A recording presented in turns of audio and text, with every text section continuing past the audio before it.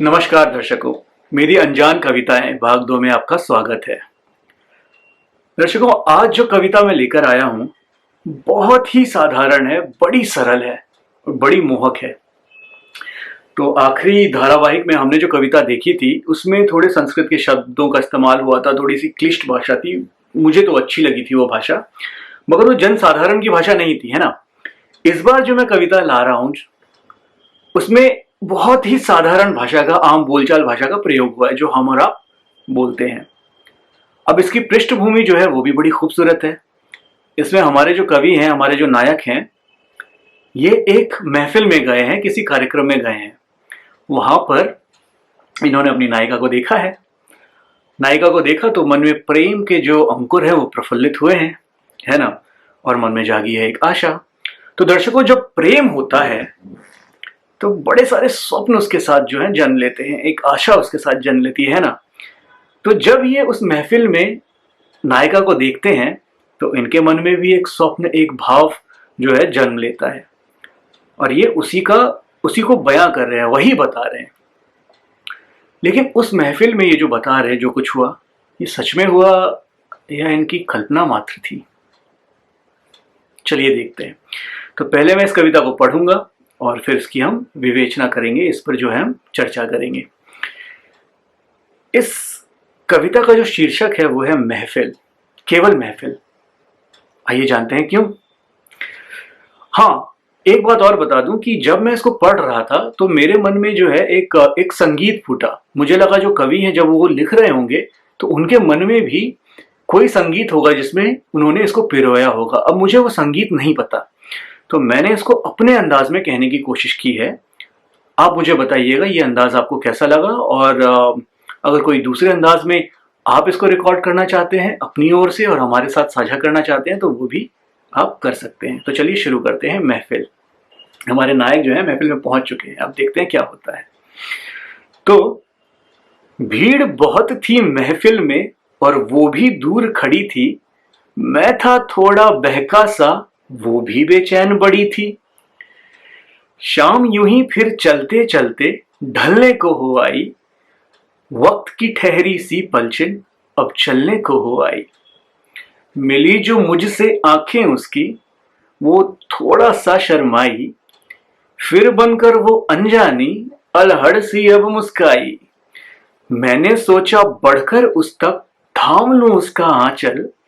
हाथ पकड़ लूं कि उसके सीने में हो कुछ हलचल। फिर वो थोड़ा घबराई सी कोशिश लाख करेगी। हाथ छुड़ाकर सखियों की टोली को दौड़ पड़ेगी। छुप जाएगी फिर वो खुशियों की रिमझिम बारिश में। चढ़ती सांसों में शर्म हया में, पूरी होती ख्वाहिश में। फिर मैं चुपके से उसके कानों में कुछ कह जाऊं। पिघल उठे वो खोए मुझ में और मैं उसमें रह जाऊं। फिर उसकी खुशबू धीरे से बन जाए मेरी धड़कन, और मेरे ही रंग में भीगे उसका वो पूरा तन मन। सपनों के बहते दरिया की वो मासूम घड़ी थी। महफिल में थी भीड़ बहुत, वो अब भी दूर खड़ी थी। सुंदर।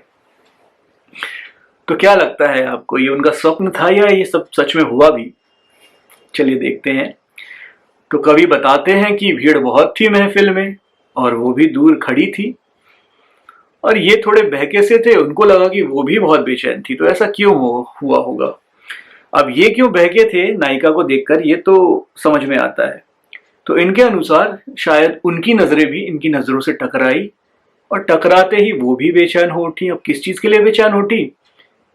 कि नजदीक आए, थोड़ी बात हो, थोड़ी छेड़खानी हो, बात आगे बढ़े, ऐसा जो है, ऐसा ये कल्पना कर रहे हैं।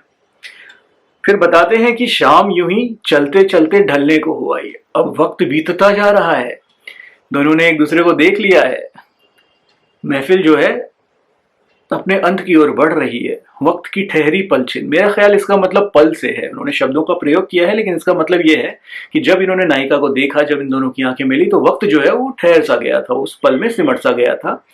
लेकिन कितनी देर इंतजार करे भाई, अब वो भी चलने को हुआ ही, कोई कुछ कर ही नहीं रहा है। दोनों बस बेचैन हो रहे हैं इस कल्पना के अनुसार, है ना।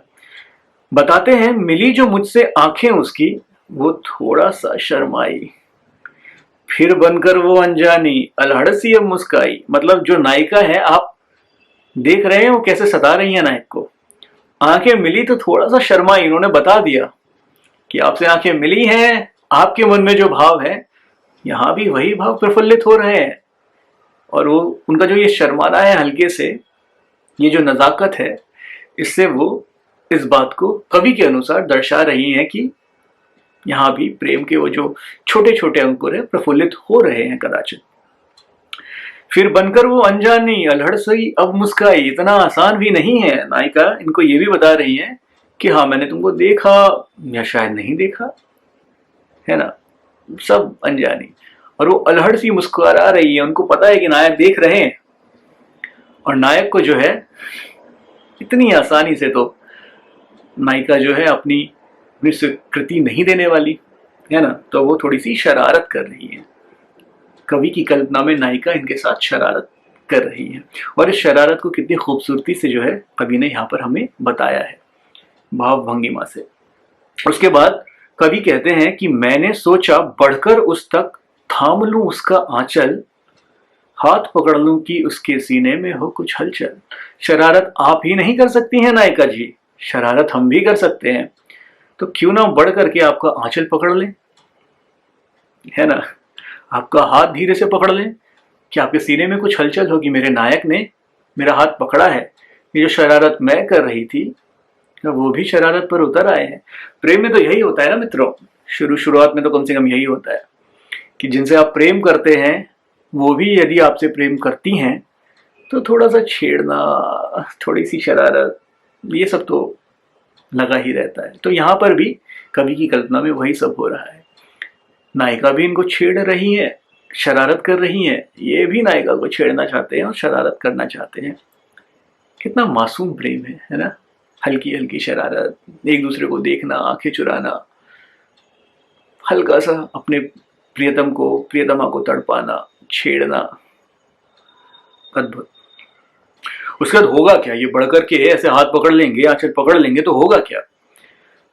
फिर वो थोड़ा घबराई सी कोशिश लाख करेगी, हाथ छुड़ाकर, माफ कीजिएगा, हाथ छुड़ाकर सखियों की टोली को दौड़ पड़ेगी। अब यही तो होगा, उन्होंने शरारत की, हमने शरारत की, जाकर के हाथ पकड़ा, उन्होंने छुड़ाया। अब इतना आसान भी तो नहीं होगा छुड़ाना, क्योंकि जब नायक हाथ पकड़ेंगे तो छुड़ा लेने के लिए नहीं पकड़ेंगे, लेकिन वो छुड़ा लेंगे।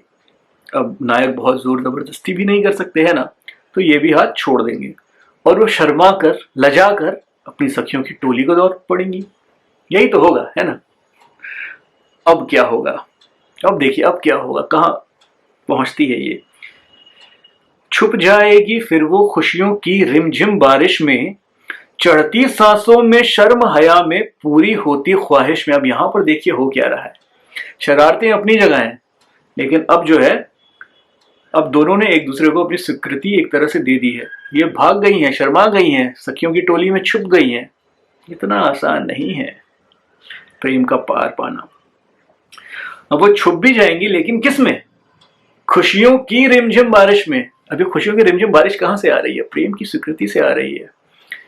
प्रेम की जो इब्तिदा हुई है, प्रेम की जो शुरुआत हुई है, प्रेम जो है एक बारिश जैसा ही तो होता है। आप पूरे भीग जाते हैं, आपका उस पर बस नहीं होता, आपको केवल चलना होता है। आप जिधर भी जाएंगे आप उसी प्रेम की बारिश में भीगते रहेंगे। इसीलिए शायद खुशियों की रिमझिम बारिश